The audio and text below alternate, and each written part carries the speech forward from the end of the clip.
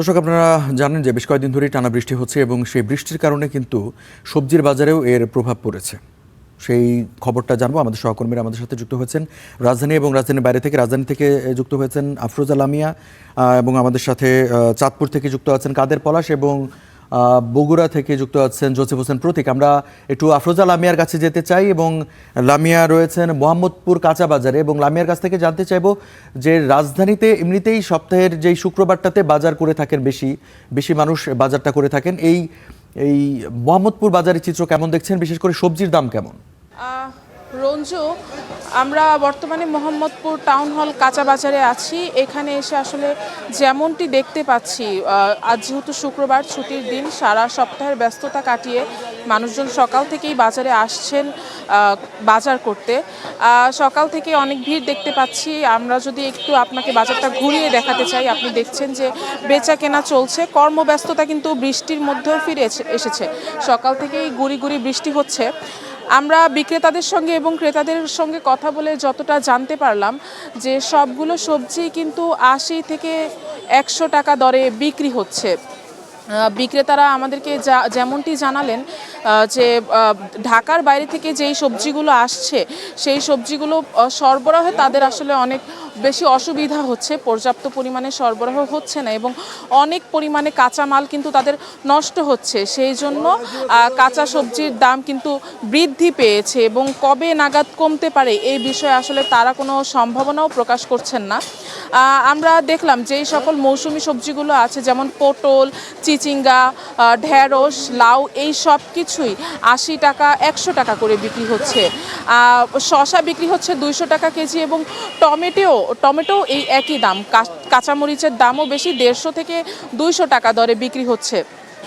আমরা যদি আপনাকে বিগত কয়েক সপ্তাহের কথা বলি, আমরা কিন্তু দেখছি যে রাজধানীর যে চালের বাজার সেখানেও দাম কিছুটা ঊর্ধ্বগতি ছিল। সবচেয়ে বেশি চড়া ছিল পোলাওয়ের চালের দাম। এখন পর্যন্ত কিন্তু তাই বহাল আছে। পোলাওয়ের চালের কেজি ২০০ টাকা করে বিক্রি হচ্ছে। আজ যেহেতু শুক্রবার, কয়েকজন ক্রেতার সঙ্গে কথা বললাম। শুক্রবারে অনেকেই চেয়ে থাকেন যে একটু ভালো মন্দ রান্না করার জন্য, সেই ক্ষেত্রে পোলাওয়ের চালটা কেনা তাদের জন্য কষ্টকর হয়ে গিয়েছে এই ছুটির দিনেও।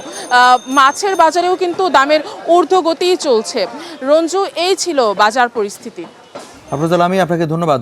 আমরা মোহাম্মদপুরের পরিস্থিতি জানছিলাম এবং রাজধানীর চিত্র জানার পরে এবারে একটু রাজধানীর বাইরে চলে যেতে চাই। বগুড়া থেকে যুক্ত আছেন আমাদের সাথে প্রতীক এবং প্রতীকের কাছ থেকে জানতে চাইব বগুড়ার বাজারে সবজির দাম কেমন? রঞ্জু, আসলে বগুড়ার যে কাঁচা বাজার সেটি কিন্তু ঢাকার থেকে তেমন একটা পার্থক্য নেই। আমি যদ্দূর আমার ঢাকার সহকর্মী যেমনটি জানাচ্ছিলেন, যেহেতু বৃষ্টি এবং বন্যার কারণে বন্যার যে শাকসবজির বাজার এখানেও কিন্তু প্রভাব পড়েছে। আপনি জানেন যে বগুড়া উত্তরবঙ্গের অন্যতম একটি সবজি উৎপাদনের জেলা এবং এখানে সব ধরনের শাকসবজি বেশ ভালো উৎপাদন হয় এবং এই উৎপাদনের উত্তরবঙ্গের সবচেয়ে বড় যে হাট মহাস্থান, সেই মহাস্থান হাটেও আমরা খোঁজ নিয়েছি। আজকে গেল ২-৩ দিনের ব্যবধানে প্রত্যেকটি সবজিতে তারা কেজি প্রতি যদি আমি বলি তাহলে সেই হাটেও বিক্রি হচ্ছে প্রায় ১৫ থেকে ২০ টাকা কেজি প্রতি বেশিতে বিক্রি হচ্ছে। আজকে আমরা খুচরা পর্যায়ে ফতেলি বাজারে রয়েছি, সেই ফতেলি বাজারেও এসেছি। এখানে কাঁচামরিচ বিক্রি হচ্ছে ১২০ থেকে ১০০ টাকায় এবং বেগুন বিক্রি হচ্ছে ৮০ থেকে ১০০ টাকা এবং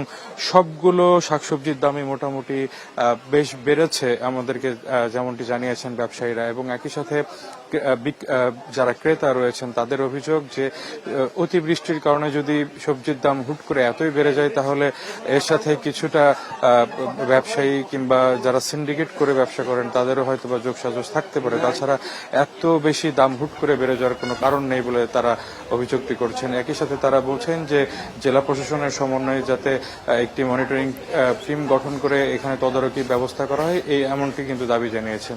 তো এই ছিল আমার কাছে বগুড়ার যে কাঁচা বাজারের সর্বশেষ অবস্থা। রঞ্জু, প্রতীক, আপনাকে ধন্যবাদ। আমরা দর্শক কাঁচা বাজারের পরিস্থিতি, রাজধানী এবং রাজধানীর বাইরের পরিস্থিতি জানাচ্ছিলাম। এবারে চলে যেতে চাই চাঁদপুর, ইলিশের শহর চাঁদপুর এবং সেখান থেকে যুক্ত আছেন আমাদের সাথে কাদের পলাশের কাছ থেকে জানতে চাইবো সপ্তাহান্তে সাপ্তাহিক ছুটির দিন আজকে ইলিশের বাজারের কি পরিস্থিতি? রঞ্জু, আষাঢ় মাস শেষে এখন শ্রাবণ চলছে। নদীতে যে পরিমাণ মাছ পাওয়ার কথা সে পরিমাণ মাছ পাচ্ছে না জেলেরা, এই ধরনের অভিযোগ আছে। তারপরেও আজকের বাজারে আমরা দেখছি যে 300 থেকে 350 মন ইলিশ এসেছে, কিন্তু দামের উপর খুব বেশি প্রভাব পড়েনি। আমরা এখানে যারা বিক্রেতা আছেন, তো যারা এই খুচরা বিক্রেতা আছেন তাদের সাথে কথা বলেছি, তারা বলছিলেন যে ইলিশের যেই বড় আকারে অর্থাৎ 1 কেজি আকারে যেসব ইলিশ, সেসব ইলিশ 2700, 2600, 2500 এর মধ্যে ওঠানামা করছে।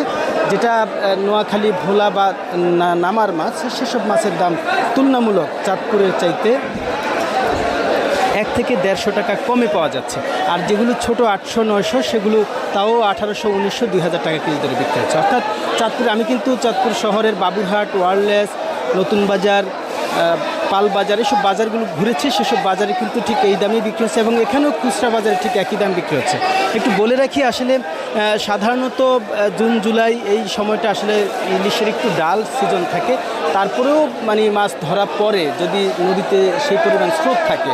আমরা আজকে দেখছি যে নদীতে স্রোত আছে কিন্তু সে পরিমাণ মাছ পাওয়া যাচ্ছে না, এই জন্য আসলে দামটাও ওভাবে কমছে না। আমি ক্রেতাদের সাথে কথা বলেছি, তারা আসছেন খুব শখ করে, হয়তো 2-4টা মাছ কিনছেন, কিন্তু দামের কথা যখন শুনেন, দামটা যখন দেখেন, তখন তারা আসলে এক প্রকার মানে মাছ কেনা থেকে সিদ্ধান্ত সরে আসেন। তো আমরা এখানে যারা ব্যবসায়ী আছেন তাদের সাথে কথা বলেছি, তারা বলছিলেন এবং তারা প্রত্যাশাও করছেন যে মাছের সরবরাহ যদি বাড়ে তাহলে স্বভাবতই মাছের দাম কিছুটা কমবে। এখন যেহেতু সরবরাহ কম, দামটা একটু বেশি, তুলনামূলক বেশি। রঞ্জু, কাদের পলাশ, আপনাকে ধন্যবাদ।